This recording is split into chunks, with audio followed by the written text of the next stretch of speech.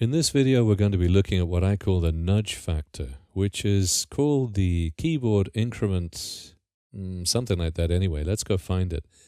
It's under the InDesign menu on a Mac, and on a Windows machine, it's at the bottom of the Edit menu, and you go to Preferences, and then you go to Units and Increments. And there you go, keyboard increments. All of these count as keyboard increments, and that's the cursor key, and that's the nudge factor. And this is the default setting, 0.0139 of an inch. Okay, so if I select that object and press one of the arrow keys on the keyboard, it moves in whichever direction that arrow key is pointing. And if I hold down the Shift key, it's what I call super nudge. It's 10 times that original keyboard increment. And you can change it anytime you want.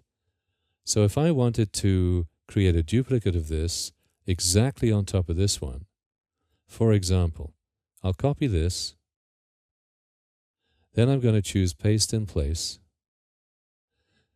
Now I'm going to reduce the size of this one, and I want to do it proportionally, so I'm going to hold down the Shift key, but I also want to do it from all 4 sides at once, so I'm going to hold down the Alt key as well.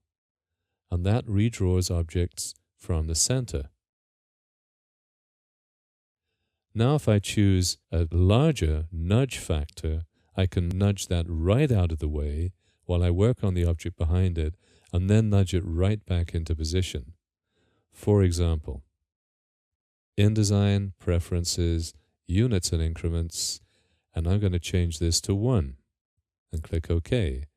Now if I select that object and just press the left arrow once and twice, it gets right out of the way. Now let's say I want to apply something different to this object. For example, I'm going to give this a flat magenta fill. And now I'm going to select this other object. Now, in case I move it, I'm going to click and drag across it. And that allows you to select something without any risk of actually picking it up and moving it slightly. And then I can nudge it right back over the top of the original. And it's exactly where it started. It's not 1/1000th of an inch one way or the other. It's exactly where I put it.